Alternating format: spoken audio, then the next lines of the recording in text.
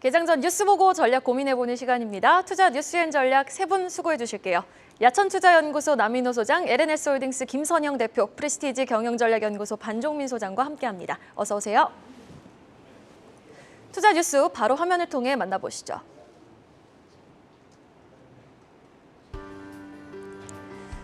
골드만삭스가 삼성전자의 올해 4분기 영업이익을 5조 8천억 원대로 예상하며 기존 대비 25.6% 하향 조정했습니다. SK E&S가 세계 최대 규모의 보령 블루수소 사업에 본격 착수합니다. SK E&S와 한국중보발전은 약 5조 원을 투자해 보령 LNG 터미널 인근 지역에서 세계 최대 규모의 블루수소 생산 기지를 구축, 연간 25만 톤 규모의 블루수소를 생산하는 사업을 계획 중입니다. 국내 항공사들의 중국 노선 운항이 주 16회 추가 증편됩니다. 이에 따라 전체 운항 횟수는 기존 32회에서 48회로 늘어나 코로나 이전 대비 10% 가까이 회복될 전망입니다. 삼성이 차세대 디스플레이로 급부상하는 마이크로 OLED 투자에 시동을 걸었습니다. 내년 상반기 파일럿 라인에 이어 하반기 양산 라인을 구축하고 2024년 양산한다는 계획입니다. 한국항공우주는 브라질 엠브라에르와 계약 금액 4조 49억 2,330만 원에 해당하는 차세대 중형 민항기 주익 개발 및 공급 계약을 체결했다고 공시했습니다. 과거 중국인들이 한국 드라마를 접하는 주요 채널 중 하나였던 안호이 위성TV가 한한령 발동 이후 6년여 만에 한국 드라마를 방영할 것임을 예고했습니다. 갑작스러운 엔화의 변동성 확대에 산타랠리 기대감은 점점 더 멀어집니다. 첫 번째 이슈, 말라붙은 수급. 올해 거래 대금 최저치를 경신한 코스피 확인해 보시죠. 자, 약세장을 경험한 개인 투자자들은 하나둘 시장을 떠나고 있습니다. 당연히 국민 주식 삼성전자의 하루 평균 거래량도 눈에 띄게 감소했는데 얼마나 줄어든 겁니까? 네, 시청자 여러분, 여러분들은 강세장하고 약세장의 구분을 어떻게 하십니까? 어떤 분들 이렇게 얘기하시더라고요. 내 계좌에 수익이 나면 강세장이고 내 계좌에 적자가 나면 마이너스가 나면 약세장이다. 그런데 그는 주관적인 판단이죠. 객관적 기준이 아니죠. 저는 이렇게 강세장과 약세장을 분류하고 있습니다. 거래량이 많이 증가하고 거래 대금이 크게 증가하고 또 고객 예탁금이 증가하고 증권회사 애널리스트들이 목표 주가를 상향 조정할 때는 강세장이다. 반대로 거래량이 감소하고 거래 대금이 감소하고 52주 신저가가 속출하고 또 증권회사 애널리스트들이 목표 주가를 하향할 때는 약세장이다라고 저는 확실하게 생각하고 있습니다. 1년 전으로 돌아가 보십시오. 삼성전자가 9만 6천 원일 때 증권회사들은 모두 다 12만 원, 13만 원이 목표 주가다. 이러한 요인 때문에 삼성전자는 오를 수밖에 없다. 이렇게 했지만 지금 삼성전자가 5만 9,900원이니까 어떤 얘기 나옵니까? 삼성전자 이래서 올라야 된다. 그 얘기 안 나옵니다. 다시 말해서 지금이 약세장이라는 것은 분명한 사실인데 다만 이건 있습니다. 그럼 지금이 바닥이냐? 그거는 알 수가 없습니다. 즉 바닥이라는 것은 지나고 나야 하는 것이지 언제가 바닥이다, 지수 몇 포인트가 바닥이다 이거는 굉장히 주관적인 생각입니다. 저는 그래서 이 말씀 드리겠습니다. 지금 종합주가지수 2300포인트대 2320, 30 이거는 바닥이라고 단정 짓기는 힘들지만 거의 저점권에 와 있다는 말씀 드립니다. 그 근거는 제가 잠시 뒤에 오늘의 투자 전략에서 다시 한번 부연 설명을 드리겠습니다. 네, 알겠습니다. 잠시 후에 투자 전략 집중해서 한번 들어보도록 하고요. 자, 또 오늘 밤 마이크론의 실적 발표가 예정되어 있는 가운데 골드만삭스는 삼성전자의 올해 4분기 영업이익을 5조 원대로 기존 대비 25% 넘게 하향 조정한 보고서를 내놨거든요. 지난번 출연 때 반종민 소장님 단기적으로 삼성전자 5만 5천 원대까지는 하락을 좀 염두에 둬야 된다라고 말을 해주셨는데 그 의견 여전히 변함없으십니까? 예, 사실 그 5만 5천 원까지 이탈을 하지 않기를 바라고 있고요. 제가 봤을 때는 그 구간까지는 좀 가기는 어려울 것 같다라고 생각이 들긴 하지만 그래도 5만 7천 원 구간 아래로 내려왔을 때는 그때는 좀 분할 매수 쪽으로 접근을 하시면서 5만 5천 원까지 하향 베팅을 좀 하시는 게 낫지 않을까 바라보고 있습니다. 그 가능성이 크다는 거죠? 예, 그 가능성이 좀 더 클 것 같습니다. 네. 네.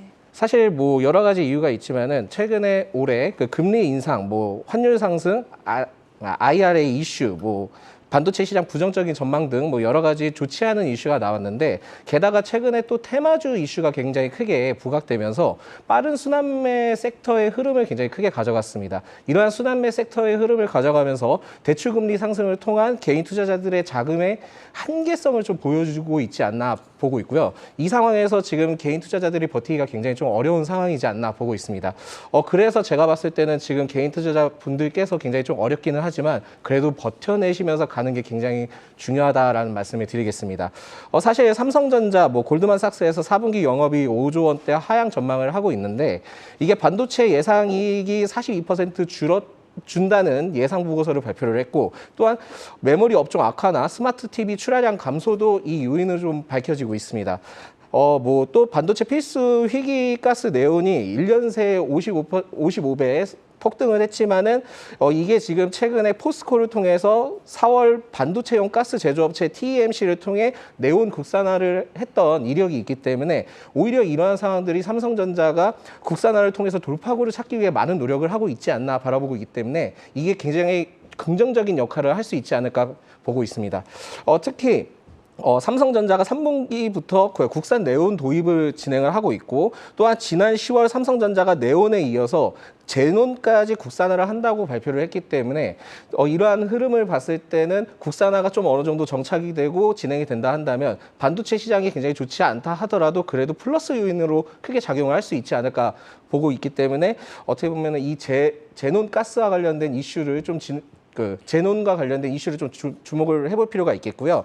무엇보다도 저번 주에도 제가 말씀드렸지만은 감광핵 역시 국산화에 성공한 곳이 있기 때문에 양산라이에 도입을 했습니다. 즉 국산화에 대한 도입은 굉장히 삼성전자에도 호재로서 나중에 그 전망치를 바라보고 있기 때문에 삼성전자는 지금 좀 더 하락을 했을 때는 그때 분할 매수 쪽으로 접근을 하시는 게 좋지 않을까 봅니다. 그리고 국산화가 진행이 된다 한다 하더라도 내년 1분기는 좀 어려울 것입니다. 이 분명히 실적이 좋지 않은 것은 당연할 것으로 바라보고 있는데 사실 이거는 모든 투자자나 애널리스트에 대한 애널리스트분 의견도 다 동일합니다.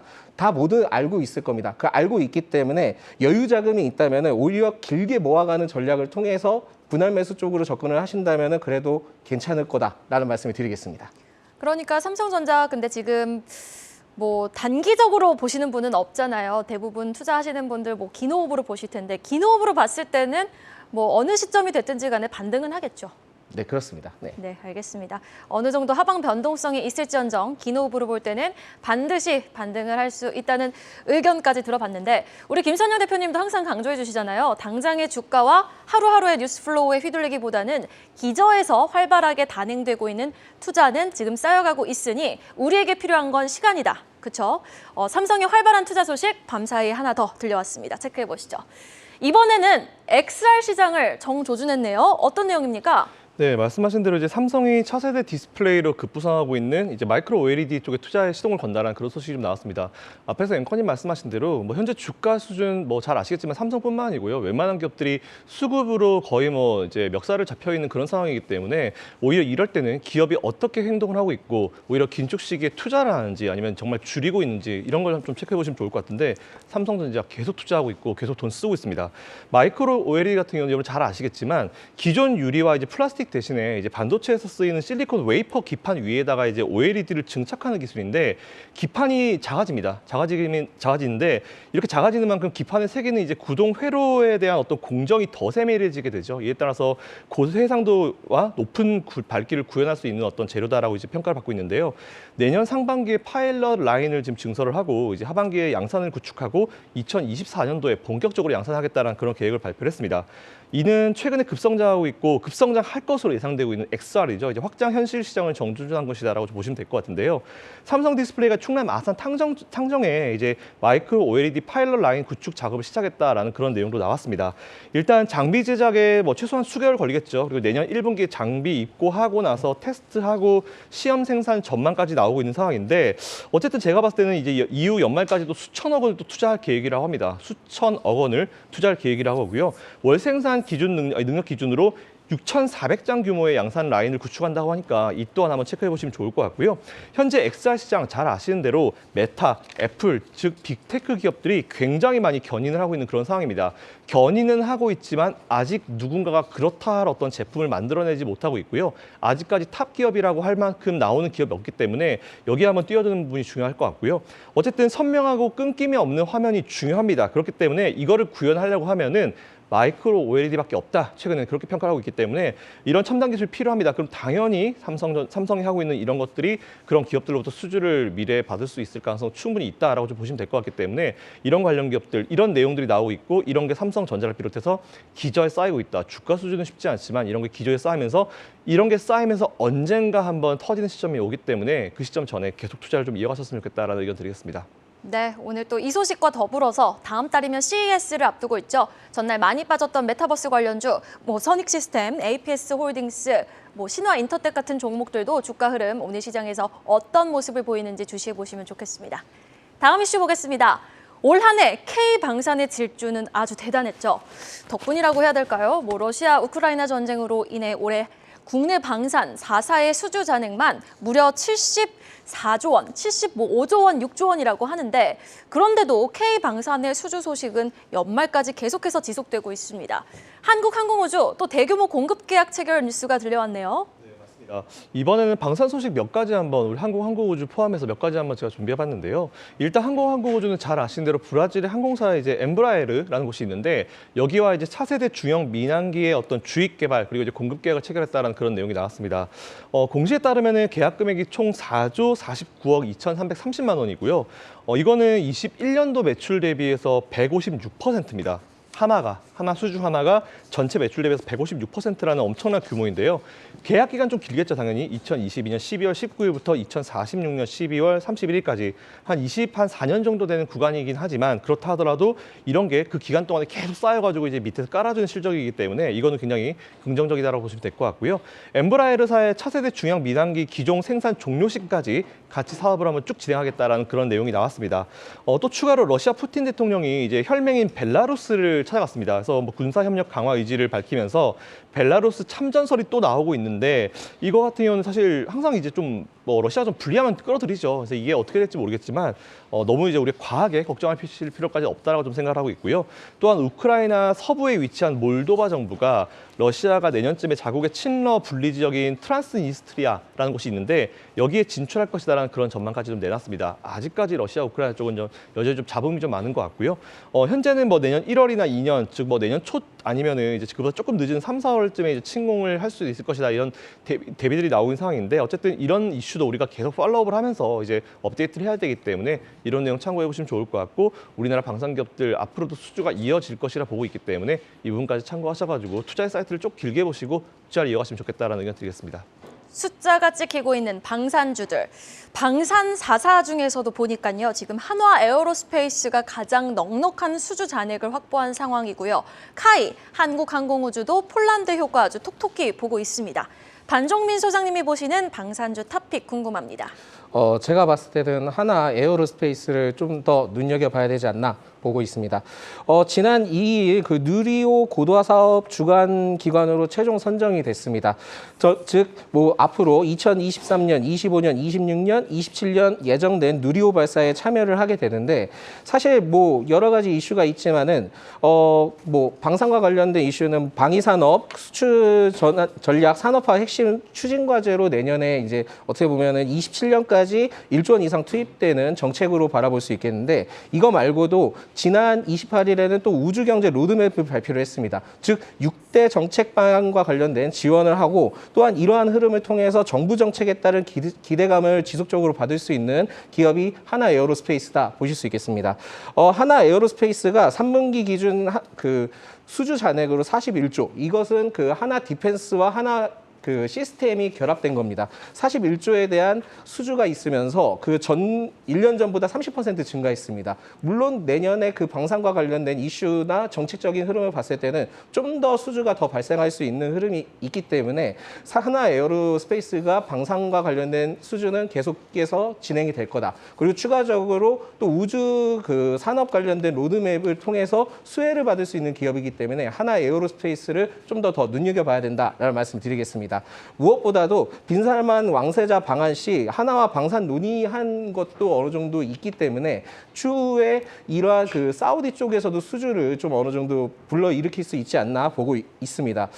제일 중요한 부분들은 하나 에어로스페이스가 결국은 국내 정책적인 흐름을 봤을 때 방산과 항공 이 두 가지가 모두 그 포함된 섹터이기 때문에 하나 에어로스페이스는 정부 정책과 내년의 흐름을 통해서 굉장히 좀 기대를 해볼 수 있는 종목이다 보시면 되겠습니다.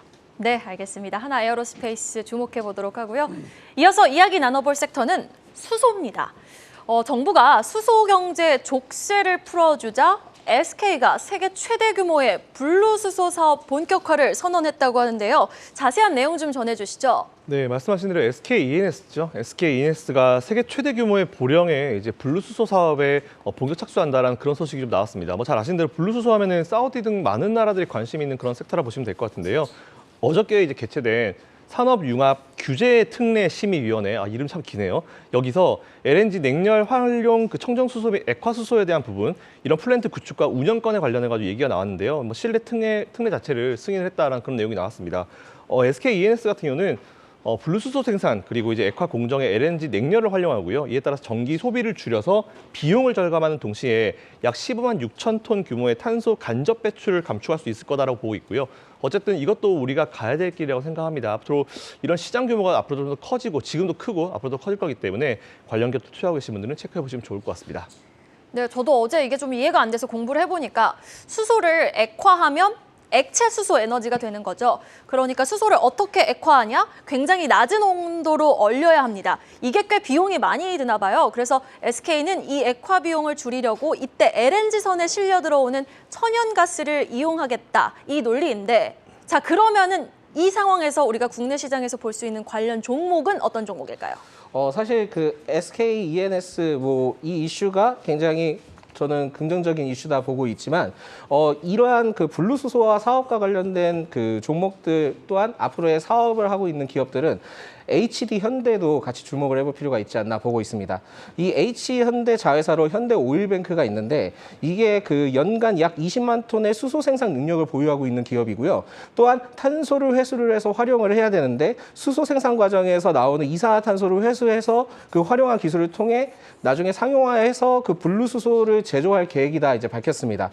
무엇보다도 대산 공장에서 그 생산한 블루수소를 투입해 발전용 전력으로 활용할 수 있는 친환경 발전소 건설도 계획하고 있고 LNG와 블루수소 연료를 사용한 친환경 발전소도 건설을 추진을 하고 있기 때문에 블루수소와 관련된 이슈가 SK E&S뿐만 아니라 자회사 그 HD 현대의 자회사 현대 오일뱅크도 같이 좀 주목을 해볼 필요가 있다라는 말씀을 드리겠습니다. 물론 HD 현대는 3분기 영업이익이 작년 대비 255% 증가를 했고 전기열사 흑자를 기록을 했기 때문에 실적적인 부분들도 굉장히 좀 탄탄하다. 그렇기 때문에 제가 봤을 때 현 주가에서 7만 원까지는 좀 더 바라보면서 진행하면 되지 않을까 바라보고 있고요. 무엇보다도 그 정부 정책에서 지난달에 그 탄소 중립 기술 혁신 전략 로드맵을 발표를 하면서 수소 액화 기술 국산화 또한 수소 공급을 늘려서 수소 생태계를 완성하기 위해 인프라 분야의 투자를 계획을 발표를 했습니다. 즉 2023년에 연간 194만 톤에서 2050년까지 연간 다시 정정해서 말씀드리겠습니다. 2030년 수소 생산 공급 목표는 194만 톤에서 2050년 연간 2,790만 톤까지 늘릴 계획이다 보니까 블루수소 등 앞으로 수소와 관련된 이슈는 굉장히 크게 주목을 해볼 필요가 있다라는 말씀을 드리겠습니다. 네, 그럼 천연가스 관련 종목의 주가 추이도 한번 주목해보면 좋지 않을까요? 네, 맞습니다. 천연가스 관련된 흐름도 좋지만은 워낙 그 정책적인 흐름을 항상 파악을 하고 현재 지금 정책에 대한 로드맵이 계속 발표가 되고 있기 때문에 네네. 수소에 관련된 이슈는 계속 부각될 겁니다. 그래서 수소 쪽을 좀 더 바라볼 필요가 있다 말씀드리겠습니다. 네, 알겠습니다. HD 현대 단기적으로 목표가 7만 원 제시해 주셨습니다.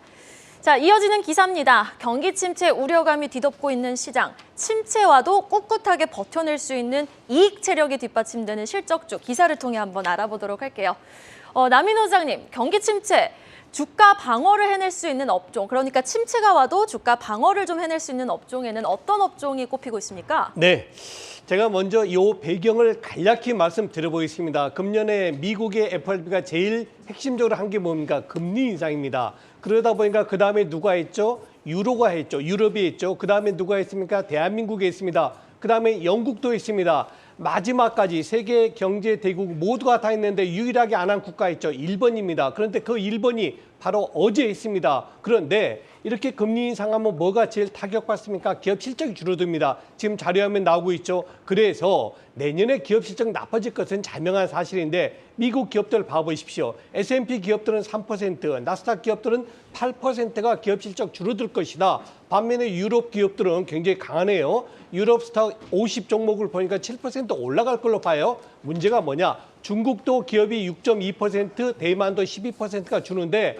유일하게 우리 대한민국이 두 자리가 넘는 28%가 줄어듭니다. 이 이야기는 금리 인상에 그만큼 우리 대한민국 기업들이 취약하다 이걸 말씀드리는 겁니다. 자, 그러면 다 죽으란 얘기냐? 그건 아닙니다. 이렇게 어려운 것은 사실입니다. 내년에 분명히 기업 실적 떨어지는 것은 사실인데 다 떨어지는 게 아니고 그중에서 오히려 금년보다 좋아진 업종도 있다. 그 말씀을 드리는 겁니다. 자, 1번으로는 에너지가 되겠고요. 다음에 보험업종, 그리고 화장품 업종, 의류업종, 마지막으로 자동차 업종이 됩니다. 이 업종들 말고도 몇몇 업종 더 있습니다. 그러나 핵심적으로 다른 업종에 비해서 그 순이익, EPS가 떨어지지 않는 업종을 지금 제가 말씀을 드린 건데요. 자, 그럼 결론이 뭘까요? 내년에 시장 굉장히 어려울 것이 자명합니다만은 이렇게 순이익이 금년보다 떨어지지 않고 오히려 좋아지는 업종도 있기 때문에 우리 시청자 여러분들을 포트폴리오 어떻게 짜셔야 됩니까? 방금 소개해드린 업종들 그 안에서 핵심 종목을 잘 선정하시면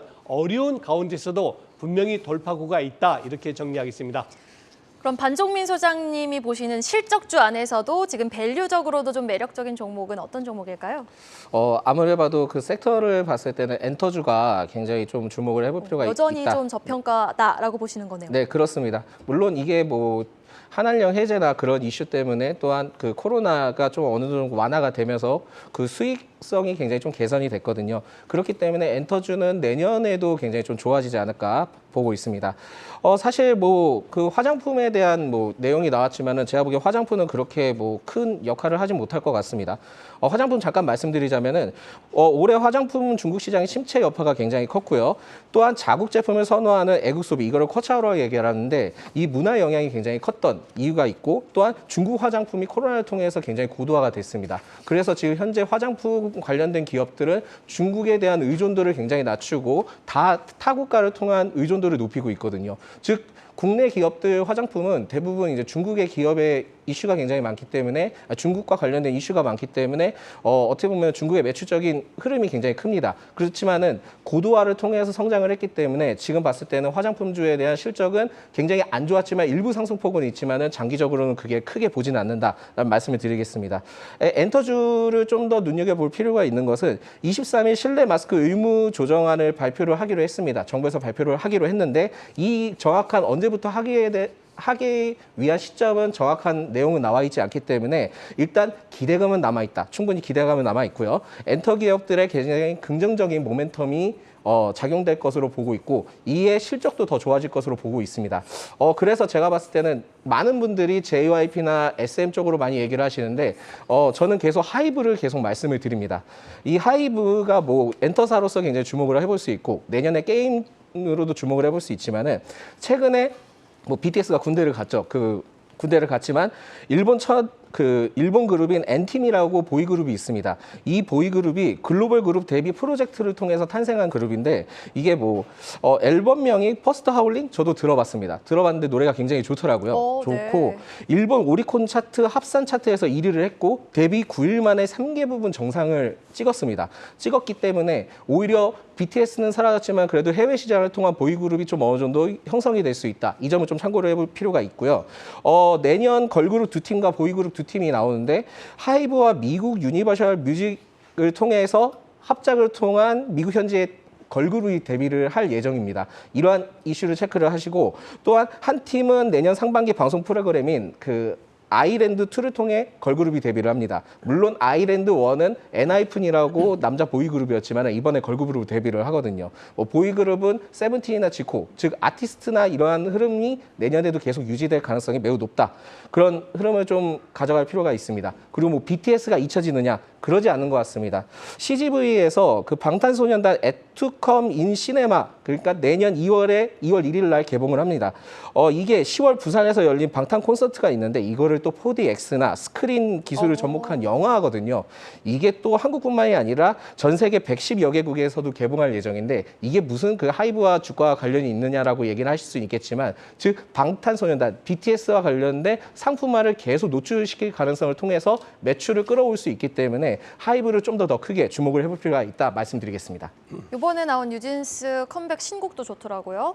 그리고 이제 일본 그룹 지금 오리콘 차트 지금 점령하고 있다고 하는데 관련해서 하이브 주가 추가 상승 여력도 한번 기대해 보도록 하겠습니다. 자, 마지막 기사 배당 관련 투자 전략 기사로 마무리해 보도록 할게요. 남인호 소장님, 배당금을 노리는 투자자라면 지주사에 또 관심을 가져볼 만하다고요? 네, 그렇습니다. 시청자 여러분, 올해 우리 종합주가 지수가 몇 포인트에서 시작된지 아십니까? 금년 2022년도 1월 2일 날 시작한 종합주가 지수는 2,998이었습니다. 뭐 3,000포인트라고 말씀드리겠습니다. 오늘 종가, 지금 종가 얼마입니까? 2,330입니다. 그러면은 자그마치 660포인트나 내려갔죠. 20% 이상 전부 다 손실을 봤다. 이것이 객관적인 수치가 되겠습니다. 자, 이렇게 20% 손실 났는데 그 배당 얼마나 준다고 이렇게 하느냐 하실 분도 계십니다. 그러나 저는 생각을 좀 달리합니다. 이번에 배당은 저는 5%에서 6%의 배당이 나올 수 있다는 겁니다. 최근에 들어서 홀딩 컴퍼니들, 즉 지주사들이 내세우는 정책 1번이 뭡니까? 주주 친화적 정책입니다. 주주 친화적 정책이란 게 뭡니까? 그 기업이, 그 그룹이 돈을 벌면 그 회사의 진짜 주인인 주주들에게 다시 환원시키겠다는 겁니다. 적게는 30, 많게는 메리츠 같은 경우는 50%까지 앞으로 3년 동안 하겠다는 거 아니겠습니까? 그러면 1,000억을 벌면 500억에 대해서 주주 배당을 하든 혹은 자사주 매입 소각을 하든 그런 식으로 돌려드리겠다는 겁니다. 자, 이제 다음 주 화요일입니다. 12월 27일까지 주식을 사시거나 가지고 계셔야 배당을 받고 12월 28일 다음 주 수요일 날에는 배당 나게 됩니다. 지금 40포인트가 될지 50포인트가 될지는 모르겠으나 일단 금년에는 적게는 4%, 많게는 6% 정도 그 배당이 기대가 되는 그룹이 있죠. 효성그룹이라든가 롯데, SK, 아까 말씀드린 메리츠그룹 이런 그룹들에 대해서는 또 GS도 마찬가지입니다. 상당히 높은 과거보다 높은 배당 기대가 되고요. 두 번째입니다. 주가가 많이 오르지 않습니까? 그러면 배당 5% 그거 별로 5%가 안 됩니다. 그런데 금년처럼 고점 대비해서 20% 이상 주가 내려갔을 때는 배당 이거 굉장히 큽니다. 그래서 저는 이번만큼은 배당을 받으시는 배당부가 조금 더 유리하지 않을까라는 말씀을 드리겠습니다. 네, 알겠습니다. 이어서 오늘 아침 나온 가장